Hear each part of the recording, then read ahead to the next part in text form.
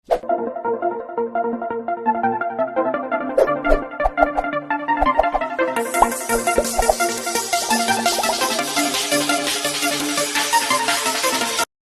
Oscillation का हमारा 14 number का लेक्चर स्टार्ट हुआ है बच्चों। आज हम लोग सिंपल पेंडुलम, इसके पहले मैंने रोटेशनल डायनामिक्स में कोनिकल पेंडुलम के बारे में बताया था बच्चों। वही चीज मेरे हाथ में, पहले भी चार्जर ही हाथ में था, आपको याद होगा, अब भी वही है बच्चों। आज का जो है सिंपल पेंडुलम, मतलब सिंपल ऐसे ऐसे टू एंड फ्रो मोशन होगा। इसके पहले वाला जो था वो गोल घूम रहा था ऐसे, याद है आप लोगों को? कुछ याद आ रहा है? देखो पहले ऐसे हॉरिजॉन्टल सर्कल मूव कर रहा था, हॉरिजॉन्टल सर्कल, ठीक है। आज जो है बच्चों मैं सिंपल पेंडुलम कर रहा हूं। क्या होगा, सब बातें समझ में आएगी ऐसे क्यों कर रहा हूं, ठीक है ना। तो ये बात जो टू एंड फ्रो मोशन वाली, और कहां तक जाना चाहिए कहां तक नहीं, लेंथ कितनी होना चाहिए, ठीक है। ये क्या हम लोग ऐसे ऐसे नहीं मूव कर सकते हैं क्या? क्या ये स्ट्रिंग ऐसी होना चाहिए, क्या इससे पतली होना चाहिए, क्या उसका वेट होना चाहिए, लेंथ कितनी होना चाहिए, उसका एम्पलीट्यूड कितना होना चाहिए, इससे जो मूव हो रहा है इसका एंगल कितना होना चाहिए, सभी चीजें बच्चों आज के लेक्चर में हम लोग डिस्कस करने वाले। तो चलो बच्चों, हम लोग आज ऑक्सीलेशन का 14 नंबर का लेक्चर, कुछ आप लोगों को कुछ डिफाइन याद होनी चाहिए, जो डिफाइन कैसे होना चाहिए, क्या होना चाहिए बताऊंगा, साथ में कुछ फार्मूलेज, क्योंकि बच्चों हम लोग इस चैप्टर के एंड तक पहुंच रहे हैं। अभी कुछ लेक्चर के बाद आपको पता है 2-3 लेक्चर के बाद ये चैप्टर खत्म होने वाला है, तो इसलिए पहला जो नॉलेज होगा वो गेन हुआ कि नहीं है, इसके लिए हम लोग कुछ फार्मूले और कुछ डिफाइन इस बोर्ड पे लिखे वाली है, आपको नोट डाउन करना है। पहले सबसे पहले समझ लो डिफाइन क्या है क्या नहीं। सबसे पहले दो पेंडुलम है हमारे पास, एक आइडियल सिंपल है और प्रैक्टिकल। बच्चों हम लोग यहां पे जो इस्तेमाल करने वाले हैं प्रैक्टिकली, ये बोलने में बहुत अच्छा लगता है लेकिन एक्चुअल में यूज नहीं करेंगे, यही डिफाइन यूज करने वाले। क्यों करने वाला है इसका हिसाब किताब हो जाएगा, टेंशन मत लेना बच्चों। सबसे पहले बताया मैंने, एक heavy particle suspended bye massless and inextensible string जो है और फ्लेक्सिबल होना चाहिए फ्रॉम अ रिजिड सपोर्ट। ये बता रहा है कि हेवी। अब मुझे बताओ, पार्टिकल है सस्पेंडेड बाय मासलेस, मुझे बताओ कोई ऐसे मासलेस कोई स्ट्रिंग हो सकती है क्या जिसको मास ही ना हो? नहीं, ये पॉसिबल प्रैक्टिकली नहीं है। मतलब थ्योरेटिकली सुनने में अच्छा लग रहा है कि ठीक है ये हो नहीं सकता है, इसलिए बच्चों हम लोग आइडियल सिंपल पेंडुलम ना इस्तेमाल करते हुए प्रैक्टिकल सिंपल पेंडुलम इस्तेमाल करेंगे। और प्रैक्टिकल में क्या होने की संभावना है, क्या पॉसिबिलिटी है हमारे पास, अवेलेबिलिटी। तो स्मॉल हेवी हो सकता है, देखो दिखने स्मॉल, जैसे कि आप लोग छर्रे बोलते हो, इसको पता है आप लोगों को, देखो दिखने में स्मॉल होता है लेकिन बहुत हेवी होता है। यहां पे बच्चों एक वर्ड बहुत इंपॉर्टेंट है, यहां पे मासलेस वर्ड आया था, यहां पे लाइट वर्ड आएगा। मतलब जो भी स्ट्रिंग ले रहे हो वो स्ट्रिंग लाइट वेट की होना चाहिए। कैसे होना चाहिए? Light and inextensible string from a rigid support.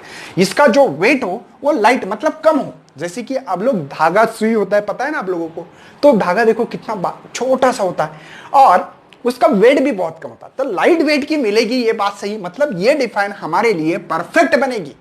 A small heavy sphere, देखने में स्मॉल होता है ना, suspended by light weight and inextensible string from a rigid support. और इसका कहना था कि ये जो इनएक्सटेंसिबल फ्लेक्सिबल हो, फ्लेक्सिबल तो होना भी पॉसिबल नहीं होती, मासलेस भी होना पॉसिबल नहीं होती, लेकिन ये कंडीशन पॉसिबल है हमारे पास प्रैक्टिकली। इसलिए बच्चों हम लोग प्रैक्टिकल सिंपल पेंडुलम पढ़ेंगे, इसको हम लोग गायब कर देंगे, ओके।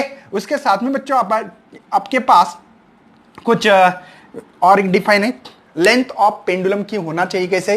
तो यहां पे पेंडुलम कैसे होता, आपने देखा है कि यहां पे एक रिजिड सपोर्ट मेरे हाथ में था, यहां पे एक स्ट्रिंग थी, ठीक है, ओके। तो ये बॉब थोड़ा बड़ा निकाल रहा हूं जानबूझकर, समझ में आएगा क्यों निकाल रहा हूं। तो इसकी लेंथ जो होगी बच्चों स्मॉल एल होगी, और इसका जो रेडियस होगा किसका, इस बॉब का। अब बॉब तो स्मॉल होना चाहिए, अब बोलेंगे सर बड़ा निकाला, आपको दिखने के लिए निकाला, छोटा लो कोई प्रॉब्लम नहीं। तो बच्चों इन दोनों लेंथ को हमने यल बोला, यल मतलब क्या, स्मॉल यल प्लस आर। बच्चों इसी चीज को लेंथ ऑफ पेंडुलम कहेंगे हम लोग। मतलब देखो, distance between the point of suspension and centre of gravity, इसकी सेंटर ऑफ ग्रेविटी यहां कहीं होगी, है कि नहीं, सेंटर ऑफ ग्रेविटी। अब ये तो यूनिफॉर्म स्फीयर रहा तो सेंटर में ही होगी, 100% है। मतलब बच्चों यहां से कहां से, distance between the point of suspension, suspension यहां हो रहा है है ना। एंड कहां तक, सेंटर ऑफ ग्रेविटी, ये जो लेंथ होगी बच्चों, इसी लेंथ को हमने बोला है लेंथ ऑफ पेंडुलम। बात समझ में आ रही है। अगर ये सिंपल पेंडुलम हो, सिंपल पेंडुलम आपको पता है कि यहां पे ये ऑक्सीलेट करेगा ऐसे, to and fro, to and fro, to and fro. मतलब बच्चों अगर आप लोग ये मीन पोजीशन, ये एक्सट्रीम पोजीशन पता है, ये एक्सट्रीम पोजीशन, जाना आना, बाद में और एक्सट्रीम, बाद में और पॉइंट, इसको कहते हैं बच्चों पीरियड। मतलब time taken by the bob to complete one oscillation, एक ऑक्सीलेशन कंप्लीट करना चाहिए, इस चीज को हम पीरियड ऑफ सिंपल पेंडुलम कहेंगे। क्या क्या क्या, पीरियड ऑफ सिंपल पेंडुलम। समझ में आ रहा है बच्चों। अब इसकी बातें करेंगे, इस क्वेश्चन को अच्छी तरह से सॉल्व करने की कोशिश करेंगे। इसके लिए कुछ फार्मूलेस पता होना बहुत जरूरी है। सबसे पहले F is equal to minus के एक्स, ये फार्मूला होना चाहिए। क्यों बच्चों, क्योंकि इसको रेस्टोरिंग फोर्स लग रहा है। कौन सा फोर्स है ये, रेस्टोरिंग फोर्स है, ठीक है। उसके बाद में बच्चों हमने और एक formula F is equal to M A. अब इसको दो वे से सॉल्व कर सकते हैं। कितने वेज है, दो वे, एक बुक्स में दी वाली और एक अदर एक हो सकती है जो कि हमने नोट्स में प्रोवाइड किया। हमारे पास जो गिरीश सर जो है, जो गिरीश सर अच्छे एक एक्सपीरियंस होल्डर पर्सन है, उन्होंने खुद ने नोट्स निकाली है, जो कि बोर्ड के बहुत experience holder, 23 times moderator, 1 time chip moderator is, मतलब बिगेस्ट उनका एक्सपीरियंस है, तो उन्होंने बनाया। मैं जो बुक्स में दिया वो बता दूंगा, ठीक है। उसके बाद में बच्चों omega square is equal to के बाई एम, ये एक फार्मूला है। वेरी गुड, बात समझ में आ रही है बच्चों। तो ये फार्मूले आप लोगों को आना चाहिए, ओके। उसके अलावा period is equal to twice pi upon omega, ये भी सही है। ऐसे कुछ छोटे छोटे फार्मूले जो मैंने बताया, ये अपना स्प्रिंग के लिए, ये न्यूटन्स लॉ पता है, ये डिफरेंशियल इक्वेशन में से उठा के लाया मैंने, और ये पीरियड के लिए फार्मूला, फ्रीक्वेंसी होती है 1/t, ये एक फार्मूला बनेगा। तो इसी के लिए ऐसा भी फार्मूला लिख सकते हैं। तो ये आपके लिए फार्मूले है, इस फार्मूले का यूज इस्तेमाल करते हुए हम लोग इस चैप्टर में आगे बढ़ने वाले हैं। तो एक्चुअल में अब इसका डेरिवेशन स्टार्ट होगा बच्चों। उसके बाद में बच्चों मैं यहां पे डायग्राम ड्रॉ कर रहा हूं, थोड़ा ध्यान देना चाहिए। अब ये स्ट्रिंग की लेंथ है बच्चों, ठीक है, ये पूरी लेंथ पता है ना, सेंटर, इसके सेंटर से तो यहां तक पूरी लेंथ है। Small L plus capital L, small L plus R, ऐसे लिखने की जरूरत नहीं है, ओके। इसके अलावा बच्चों देखो, इसको मैं ऐसे डिस्प्लेसमेंट कर रहा हूं और वो बहुत कम होना चाहिए। मतलब ये जो पेंडुलम है, बस यहां से इतना और यहां से इतना ही करो डिस्प्लेसमेंट। अब इतनी डायग्राम छोटी निकालना मेरे से पॉसिबल नहीं होगा, इसलिए आप लोग समझ लेना कि यहां तक ही किया मैंने, ऐसे ऐसे ऐसे। यह स्ट्रेट लाइन हो, क्योंकि बच्चों हम लोग यस यस यम, सिंपल हार्मोनिक मोशन, मतलब ओनली स्ट्रेट लाइन मोशन होना चाहिए। बात समझ में आ रही है। कोई चीज अगर हल्के से मूव हो तो आपको लगेगा स्ट्रेट लाइन में मूव हो रही है, ऐसे ऐसे टू एंड फ्रो कर रही है। ये फीलिंग आना बहुत जरूरी है, ठीक है। बहुत सारे बच्चे इसमें कंफ्यूजन होते हैं कि यार एसएचएम तो है, लेकिन हम तो ऐसे गोल गोल घुमा रहे। नहीं नहीं, इतना जोर से नहीं, इतना करो कि देखो ये चीज ऐसे लग रही है कि स्ट्रेट लाइन मोशन कर रही है, देखो zoom zoom straight line motion कर रही है। यही इक्वेशन के लिए हेल्पफुल है बच्चों, नहीं तो हमारा सब कुछ चेंज हो जाएगा, ठीक है। तो देखो बच्चों ये जो है, तो इसने ऐसे आ गया यहां पे, कंसीडर करो, ठीक है। एक यहां आ गया, ऐसे कंसीडर करेंगे, टू एंड फ्रो चालू है इसका, ओके। तो बच्चों यहां पे आ गया बॉब, ओके। इस बॉब का मास होगा बच्चों, ठीक है, यम नाम का। मुझे पता बच्चों यहां पे कुछ theta, theta is very small, कितना स्मॉल होना चाहिए, तो उन्होंने बताया कि थीटा ये 10 डिग्री से छोटा होना चाहिए, 10 डिग्री से भी छोटा, 5 6 7 8 9 ऐसे छोटा होना चाहिए, मतलब बहुत कम डिस्प्लेसमेंट होना चाहिए। अब यहां पे मास है 100%, यहां पे कोई एक चीज, मतलब यहां पे कौन कौन से फोर्स एक्ट हो रहे हैं पता होना चाहिए। नंबर 1, सेंटर के तरफ ग्रेविटी खींचती है अपने तरफ, थोड़ा बड़ा निकाल देता हूं, ठीक है, यम जी। कोई शक है बच्चों। एज वेल एज बच्चों इसके ऊपर एक टेंशन नाम का फोर्स लगेगा। कौन सा, टेंशन। टेंशन कभी भी क्या करना मालूम है, हम लोग जिस चीज पे टेंशन निकालना चाहते हैं, हम लोग जिस चीज पे टेंशन निकालना चाहते हैं, जैसे कि इसके ऊपर बैठना, जो भी रस्सी हो, कुछ भी हो, रस्सी के ऊपर ही टेंशन लगेगा। वो रस्सी बारिश आ रही है ऐसे समझना, बारिश। जैसे कि अगर बारिश इधर आ रही हो तो मुझे जो छतरी इधर ओपन करना पड़ेगी ऐसे, बात समझ में आ रही है? ऐसे ये रस्सी, पानी बारिश आ रही है ना, तो ऐसे करना पड़ेगी। तो देखो छतरी है ठीक है ना, मैं यहाँ पे खड़ा हूं, एक बंदा खड़ा है यहाँ पे ऐसे, तो बारिश कहीं ऐसे पकड़ लेगा। बात समझ में आ रही बच्चों? तो टेंशन है ऐसे आ रही। इसके कंपोनेंट हो गए रिजल्ट, एक होगा ये और यहाँ पे ये थीटा, तो सेम ये थीटा होता है, जिसके साथ थीटा वो होता है कॉस थीटा। और ये mg का कंपोनेंट इसलिए mg कॉस थीटा लिखा है। ये परपेंडिकुलर, ये जो है ये होगा mg साइन थीटा। क्यों? इसके देखो अपोजिट साइड आ रही है, अगर इसको पकड़ के रखा है ऐसे ऐसे, देखो इसके पैरेलल लगा तो ऐसे रखना पड़ेगा, तो इसके अपोजिट साइड है। बात समझ में आ रही? ये जो डिस्प्लेसमेंट हो रहा है बच्चों, ये इसको यक्स मान रहे हैं हम लोग, है ना? ये जो डिस्प्लेसमेंट हो रहा है यक्स। बात समझ में आ रही है? डायग्राम कैसे ड्रॉ करना चाहिए, क्या करना चाहिए? ओके, कोई टेंशन बच्चों? नाम देना दे सकते हो, ओ सी, यहां पे जो भी नाम देना है, पी मतलब एनी पोजीशन, ये मास है इसका बॉब का। कंपोनेंट समझ में आ रहे हैं क्या? सबसे पहले इसके ऊपर दो फोर्स लग रहे, एक mg वेट नाम का और एक टेंशन नाम का। इसके कंपोनेंट रिजॉल्व किए बच्चों, क्योंकि ये चीज नीचे डायरेक्टली नहीं आ रही है। अगर ये चीज डायरेक्ट नीचे आती तो कंपोनेंट रिजॉल्व नहीं होते। रिजॉल्व क्यों हो रही है? ये नीचे क्यों नहीं आ रही? क्योंकि इस कंपोनेंट के कारण नहीं आ रही है। टेंशन इसके ऊपर लगाया। ओके चलो, तो बच्चों आगे बढ़ने वाले हैं हम लोग। इस कहानी को अगर आपको समझ में आती होगी तो मैं आगे बढ़ने के लिए तैयार हूं। ठीक है, ओके, बढ़ना है। तो हमारे पास यहां पे यम क्या है? यम है मास ऑफ बॉब, बोलो जो भी बोलना है बोल लो, ठीक है। कैपिटल यल मतलब L plus R is equal to capital, ये है लेंथ ऑफ पेंडुलम। ये कौन है? लेंथ ऑफ पेंडुलम है। चलो थीटा, ये स्मॉल एंगुलर डिस्प्लेसमेंट हो रहा है। और क्या बता सकते हैं? ठीक है, यम जी वेट है। और क्या बता सकते हैं? चलो समझ में आ रहा है बच्चों? ये आप क्या अपना लिख लेना, इतनी कोई खास चीज नहीं है।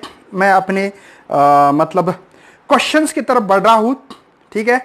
तो इसमें सबसे पहले बच्चों मुझे बताओ, थोड़ा लॉजिकली सोचो, ये और ये फोर्स सेम होंगे, इसलिए बॉब यहां पे ना, तो बॉब ऊपर जा रहा है ना नीचे आ रहा है। अरे बेटा कोई चीज है, जैसे कि मैं रोड पे खड़ा हूं ऐसा, इतने छोटे छोटे, हाँ बच्चों मेरे पास नीचे एक वेट लग रहा है, वैसे इसके ऊपर एक नॉर्मल रिएक्शन वाला फोर्स लगता है, इसलिए मैं यहां पे खड़ा हूं। अभी भी जैसे कि किसी ने 10 न्यूटन यहां फोर्स लगाई मुझे और 10 न्यूटन यहां फोर्स लगाई, तो मैं जगह पे खड़ा रहूंगा, ना इधर ना उधर, ना लेफ्ट ना राइट। करेक्ट है? वैसे बच्चों इसके ऊपर ये जो फोर्स है और ये जो फोर्स है सेम है, इसलिए मेरा बॉब यहां पे खड़ा है, ना ऊपर जा रहा है ना नीचे आ रहा है, लेकिन बॉब एक तरफ आ रहा है। बॉब कहां आएगा? अपने मीन पोजीशन पे आएगा बच्चों। इसको हमने बोला था एक्सट्रीम पोजीशन, मीन पोजीशन और एक्सट्रीम पोजीशन। यह सच में यही इंपॉर्टेंस है। मेरा बॉब इधर मीन पोजीशन के तरफ आ रहा है, क्योंकि ये मीन पोजीशन है, इसके तरफ आ रहा है। जूम क्यों आ रहा है? क्योंकि एक रेस्टोरिंग फोर्स नाम का एक फोर्स है मेरे पास, उस फोर्स के कारण आ रहा है। समझे? मतलब किसी चीज को अगर मेरे पास ये जो है दिखाई दे रहा है आप लोगों को, अगर इसको मैंने ऐसे लेके गया बच्चों, इसके पास किधर फोर्स है? मेरे तरफ फोर्स है, इसलिए देखो मेरे तरफ आ रहा है। बात तो समझ में आ रही है बच्चों? ठीक है, मेरे तरफ क्यों आ रहा है? तो इसका रीजन आपको समझ में आ रहा है बच्चों, क्योंकि मैंने यहां से मीन पोजीशन पे था, उसको लेके गया एक्सट्रीम पोजीशन छोड़ दो, क्योंकि बच्चों इसका फोर्स इधर इधर, ना इधर है ना इधर है, इधर इधर ऐसे। तो इसको कहते हैं रेस्टोरिंग फोर्स। कौन सा फोर्स है मेरे भाई? रेस्टोरिंग फोर्स है। तो इसलिए बच्चों हमारे पास जो फोर्स है उस फोर्स के बारे में डिस्कस कर रहे हैं। तो F इज इक्वल टू वो फोर्स है mg साइन थीटा। बात समझ में आ रही है? कौन सा है? mg साइन थीटा, लेकिन माइनस। माइनस क्यों? क्योंकि टुवर्ड द मीन पोजीशन की तरफ है। मैंने फोर्स जो है बच्चों डिस्प्लेसमेंट हो रहा था इधर, लेकिन फोर्स इधर है। अच्छी बात है सर, लेकिन क्या बच्चों इसमें एक लिखा है कि थीटा इज वेरी स्मॉल, तो मैं साइन थीटा अप्रोक्सीमेटली थीटा लिख सकता हूं, क्योंकि बच्चों theta is less than 10 degree, इसलिए कोई टेंशन। तो F is equal to minus m g theta लिखा है। आपको याद है बच्चों कि एंगल का एक फार्मूला था, वो था arc length divided by radius. क्या बच्चों ये आर्क लेंथ बनेगी अगर इस पेंडुलम को ऐसे गोल घुमाया, ऐसे ऐसे गोल घुमाया, तो ये जो है ये आर्क यक्स आर्क बन रहा है। तो इसलिए बच्चों थीटा यक्स और इसका जो रेडियस है उसको मैंने यल कहा, यल। चलो पुटअप करते बच्चों, f is equal to minus m g x by l. कोई शक है बच्चों? समझ में आ रहा है? अब लोग इसमें कुछ लोग ऐसे करेंगे, माइनस के एक्स रखेंगे तो भी कोई दिक्कत नहीं होगी। बुक्स में अभी पीरियड का फार्मूला दिया है, मैं फार्मूला लास्ट में देने वाला हूं। बुक्स का थोड़ा सा अलग पढ़ा रहा हूं मैं, ठीक है? लेकिन बच्चों बट न्यूटन्स लॉ के हिसाब से f is equal to M a भी लिख सकता हूं। तो यहां पे m a minus m g x by l, m से एम को मार दो, ओके। तो यहां पे एक्सेलरेशन डिवाइड बाय एक्स लिख रहा हूं, बचा है मेरे पास माइनस जी बाई यल। दोनों का मैग्नीट्यूड लूंगा, समझा दूंगा बच्चों, टेंशन मत लेना कि ये क्या हो रहा है और क्या नहीं हो रहा है। तो आपको यहां पे अगर ये लिखना है तो लिख लो, मैं रफ कर रहा हूं इस चीज को, ठीक है? या रहने दो। चलो, इसका मतलब क्या है? क्या बच्चों मुझे बताओ, दोनों का मीनिंग सेम है। ये इक्वेशन पता है, omega square is equal to के बाई एम पता है, पता है आप लोगों को?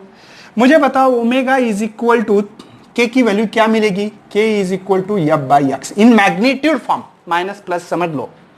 तो f by x into m, k की value f by x, okay sir. F क्या होता है बच्चों? M a x m, m से एम मरवा दो, एक्सेलरेशन ए मतलब एक्सेलरेशन बाई एक्स। कोई शक? ओमेगा की वैल्यू ये होती है। ये क्यों निकालना है? क्योंकि बच्चों मेरे पास, आपको पता होना चाहिए, t is equal to twice by omega period निकालना है। क्या ये ओमेगा की वैल्यू ये भी सही है? कुछ लोग ऐसे रखेंगे तो भी f is equal to minus k रखा तो भी सही है। बुक्स में आपकी यही दिया वाला है, ठीक है? मैं बताऊंगा आपको। चलो, square root of both side कर सकता हूं, लेकिन acceleration per unit displacement wording में दिया है आपको, उसको ओमेगा कहते हैं, ठीक है? मतलब ये होगा जी बाई एल। आपके पास पीरियड का फार्मूला दिया है बच्चों, t is equal to period की डिफाइन लिख सकते हैं यहां पे, है ना? टू कंप्लीट वन ऑक्सीलेशन, किसका? सिंपल पेंडुलम का, टॉइस पाई डिवाइडेड बाय, ये समझ में आ रहा है क्यों लिखा है? Acceleration per unit displacement. बात समझ में आ रही है? ऐसा क्यों लिखा है बुक्स में? लेकिन t is equal to twice pi, इसका मतलब है बच्चों, इसको ऐसे ओमेगा के फॉर्म में भी लिखा तो भी चलता है। तो इसका मतलब twice pi root of G by L. तो t is equal to twice pi root of L by G. समझे? अरे इसको उल्टा करते, मल्टीप्लाई लेके जाना है तो उसको उल्टा करना पड़ता है, numerator to denominator, denominator to numerator, उल्टा।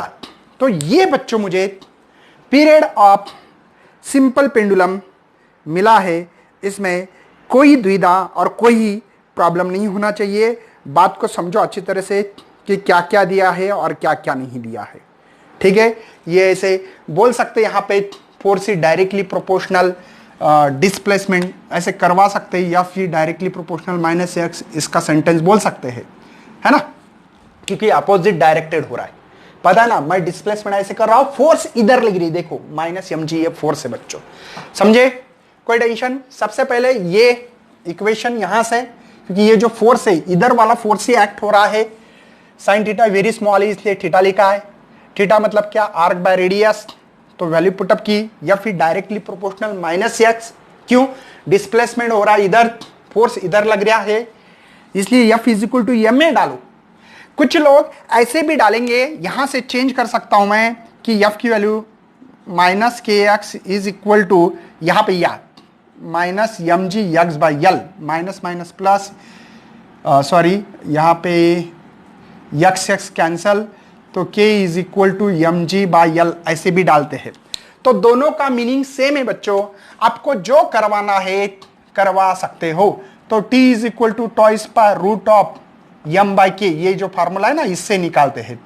तो यम होता है यम जी बाई एल, यम से मर गया, तो t is equal to twice pi root of L by g. ये ऐसे भी सॉल्व कर सकते हैं। ये आपको और में मेथड से, और आपके बुक्स वाली मेथड मैंने पढ़ा दी और मैं ये भी सॉल्व किया, तो कोई दिक्कत नहीं आने वाली है। कॉन्सेप्ट क्लियर करो, ये और ये फोर्स क्यों नहीं ले रहे हम लोग, क्योंकि एक दूसरे को बैलेंस कर रहे, बैलेंस, इसलिए बॉब यहां पे ना ऊपर जा रहा ना नीचे, लेकिन बॉब इधर आ रहा, मतलब ये फोर्स एक्ट हो रहा है, जिसके तरफ आ रहा है वो फोर्स एक्ट हो रहा है, ये बात ध्यान में रखना है। और ऐसे ही पीरियड आप लोगों को यहां पे फाइंड करना है बच्चों। उसके बाद में बच्चों हमारे पास एक फार्मूला मिला अभी, कौन सा, twice by root of L by G. कोई शक बच्चों कि आप लोगों को क्या लगता है ये जी कांस्टेंट होगा? बिल्कुल नहीं बच्चों, जी कांस्टेंट नहीं होता हमारे पास भाई। हाँ, क्यों नहीं होता? अब देखो, एक तो इक्वेटर पोलर पे अलग होता है, नंबर 1, ये जी जो होता है यहाँ पे 9.78 होता है मीटर पर सेकंड स्क्वायर, और जो पोलर पे होता है वो होता है 9.83 मीटर पर सेकंड स्क्वायर, समझे? नंबर 1। नंबर 2, अगर आप लोग बहुत ऊंचाई तक जाते हैं, जैसे कि प्लेन में बैठे वाले, जैसे प्लेन में बैठोगे बच्चों, वैसे हमारी ग्रेविटी कम होती है, ग्रेविटी कम होती है। या लिफ्ट में बैठते हो ना, तो लिफ्ट में अगर पेंडुलम रखा तो क्या होगा? ऐसे सवाल बच्चों नीट आईआईटी जेडब्ल्यू में आते हैं। अगर लिफ्ट ऊपर जा रही है तो क्या होगा, है ना? तो हमको ये फीलिंग होता है कि हमारा वेट बढ़ गया है, होता है कि नहीं? ओके, जब नीचे आती है तो हमको लगता है कि हमारा वेट कम हो रहा है। तो क्यों होता है, क्या होता है, इसके भी सवाल हम लोग उठाएंगे, तो आपको समझ में आएगा कि ये सिंपल पेंडुलम के बारे में करेंगे। ये लेंथ कांस्टेंट हो सकती है बच्चों, ये कांस्टेंट है लेकिन ये कांस्टेंट नहीं होगा, ठीक है? चलो, हाँ, एक बार कांस्टेंट मतलब कांस्टेंट लिए तो, नहीं लिए तो इसको भी हम लोग कम ज्यादा कर सकते हैं। थोड़े अजम्पशन पढ़ेंगे। सबसे पहले अजम्पशन करना है कि amplitude of oscillation is very small, इसलिए बता रहा हूं बच्चों कि इसको स्ट्रेट लाइन ज्यादा घुमाना नहीं है, इस बात को बस इतना ज्यादा घुमाओ मत, क्योंकि इसका जो एम्पलीट्यूड होगा वो वेरी वेरी स्मॉल होना चाहिए। वो तो बता रहा है कि आपकी लेंथ, समझो आपकी लेंथ यहाँ पे 20 सेंटीमीटर है, तो 20 सेंटीमीटर है, तो सॉरी ए है ना, तो आपका एम्पलीट्यूड बच्चों डिवाइड बाय करके 1 सेंटीमीटर होना चाहिए, 1 सेंटीमीटर होना चाहिए। कितना? कि 20 टाइम्स स्मॉलर होना चाहिए, ये इसका मतलब है बच्चों। मतलब जो लेंथ होगी उससे डिवाइड बाय 20 करो, इतना छोटा एम्पलीट्यूड होना चाहिए। नंबर 1, ये होता नहीं एक्चुअल में, अजम्पशन मान रहे। Length of the string is large, ये जो लेंथ होगी स्ट्रिंग की ज्यादा से ज्यादा लो। ओके, तीसरी बात, during the oscillation of bob moving the single vertical plane, single vertical plane होना चाहिए, ठीक है?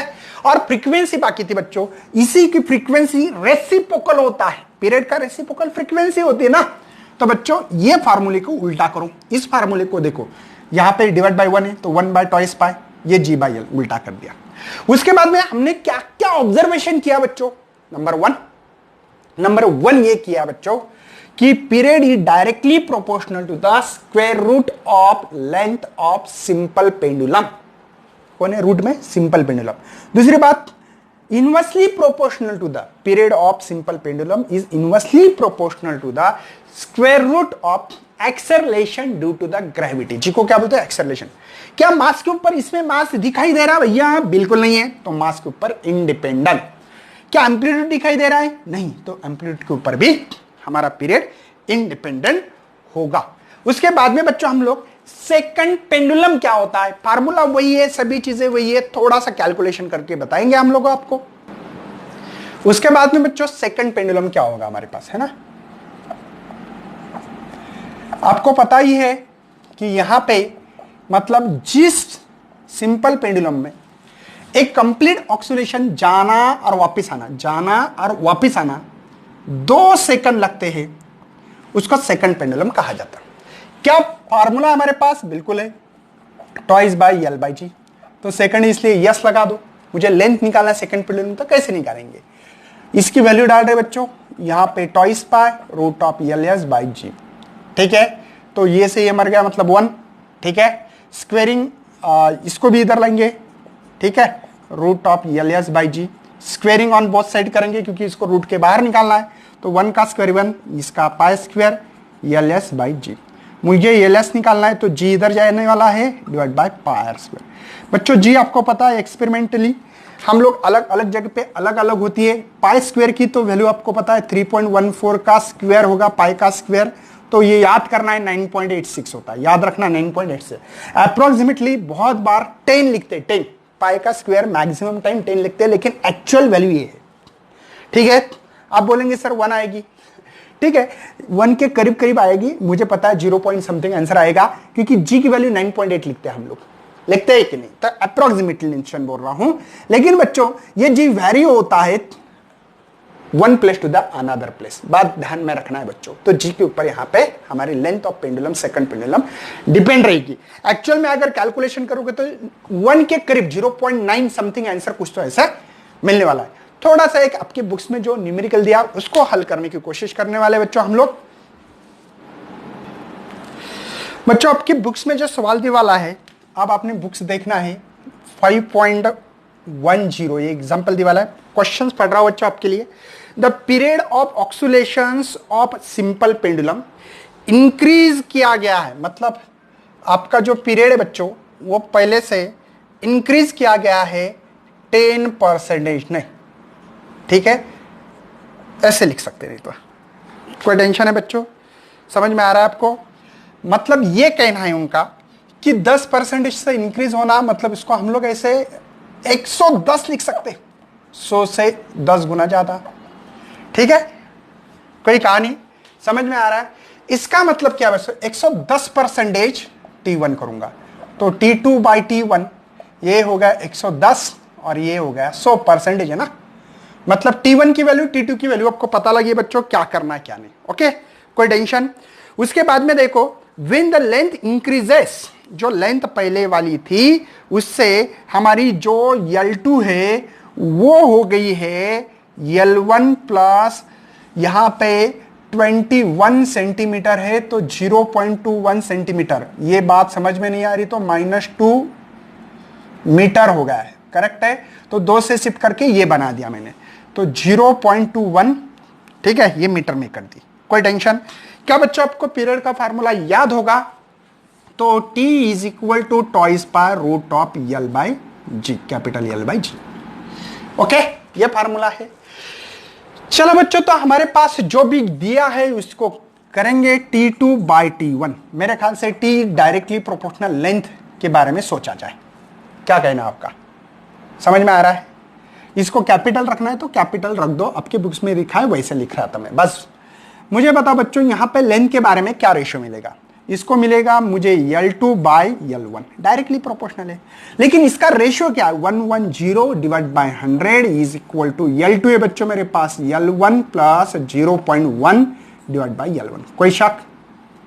चलो 0 से 0 को मार दिया, ठीक है अब काम करेंगे स्क्वेयरिंग ऑन बोथ साइड, इसका 121 और इसका 100 स्क्वायर होगा, बात समझ में आ रही बच्चों, 11 का स्क्वायर और ये आगे बाहर, ठीक है डिवाइड बाय L1 है तो ये इज इक्वल टू बच्चों एक काम करेंगे, इसको क्रॉस मल्टीप्लिकेशन न करते हुए पॉइंट शिफ्टिंग करेंगे, ये बात समझ में नहीं आ रही तो दोबारा 121 ये ऊपर गए तो -2 शिफ्ट हुआ तो बच्चों यहां पे 2 से शिफ्ट 1.21, बात समझ में आ रही है, नोट डाउन करें, ये पावर 10⁻² ऊपर गया माइनस तो 2 से शिफ्ट कर दिया, ठीक है इज इक्वल टू मेरे पास है L1 0.21 divided by L1, cross multiplication 1.2 L1, समझ में आ रहा है, ये L1 0.21 ये इधर आ गया तो 1.21 L1 माइनस L1 प्लस का माइनस 0.21, बात समझ में आ रही है।